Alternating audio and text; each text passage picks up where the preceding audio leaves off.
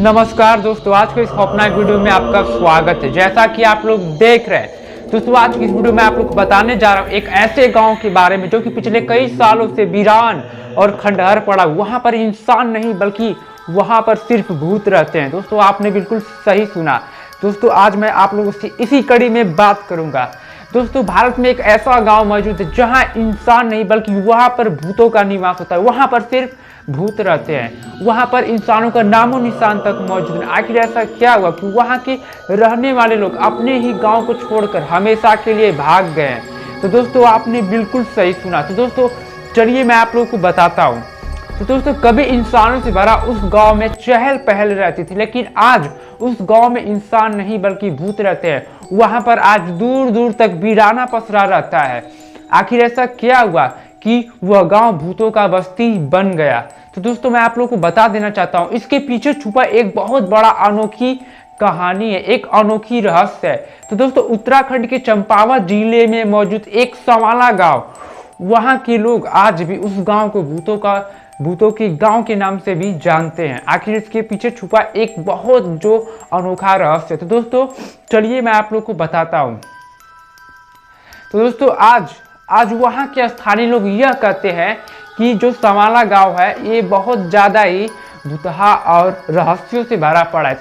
आज वहां के स्थानीय लोग ये भी कहते हैं कि सवाला गांव आज भूतहा गांव के नाम से प्रसिद्ध हो चुका है।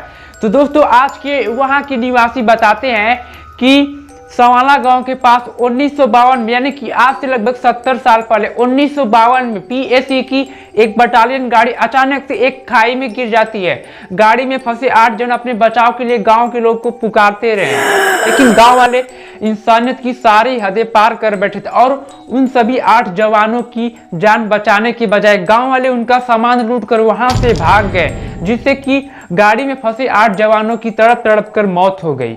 इसके कुछ ही दिनों बाद उन सभी 8 जवानों की रूह ने उस गांव में ऐसा कोहराम मचाया कि गांव वाले अपने गांव को ही छोड़कर वहां से हमेशा के लिए भाग गए, अपने ही गांव को छोड़कर हमेशा के लिए दूसरे गांव में चले गए। तो दोस्तों आखिर ऐसा उन्होंने क्या किया? दोस्तों मैं आप लोग को बता दूं कि उनकी आत्माएं हर एक घर में प्रचंड हमला कर उन गांव वालों के जान ले लेते थे। किसी ना किसी की रहस्यमय तरीके से मौत होती जा रही थी। ऐसा कुछ नज़ारा देखकर गांव वाले काफ़ी ज़्यादा दहशत में चले गए थे और गांव वाले काफ़ी ज़्यादा इसके साथ बहुत ज़्यादा ही डर गए थे।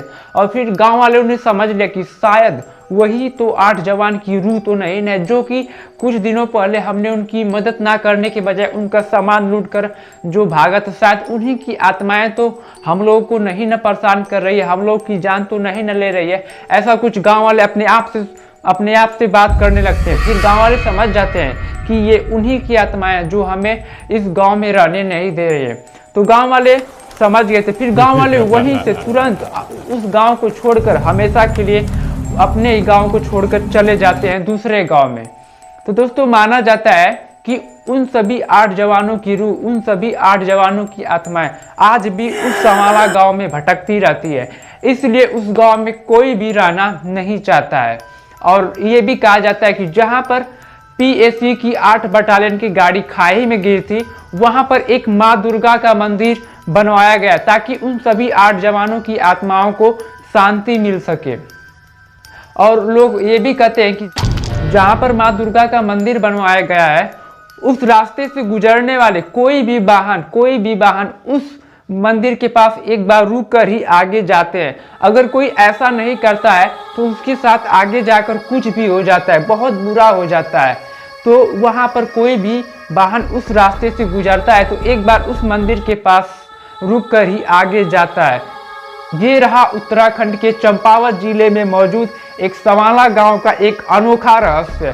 तो दोस्तों आशा करता हूं कि आप लोगों को मेरी एक रियल और एक सच्ची रहस्य अच्छी लगी। तो दोस्तों अगर अच्छी लगी तो इस वीडियो को ज़्यादा से ज़्यादा अपने फ्रेंडों के साथ खूब शेयर करें। दोस्तों मैं आप लोगों से एक बात कह देना चाहता हूं कि आज से मैं आप लोगों के लिए दिन प्रतिदिन 2 वीडियो लाता रहूँगा। एक रहेगा रहस्य तो एक रहेगा मिस्टीरियस घटना। तो दोस्तों आशा करता हूँ कि आप लोगों को मेरी वीडियो पसंद आए।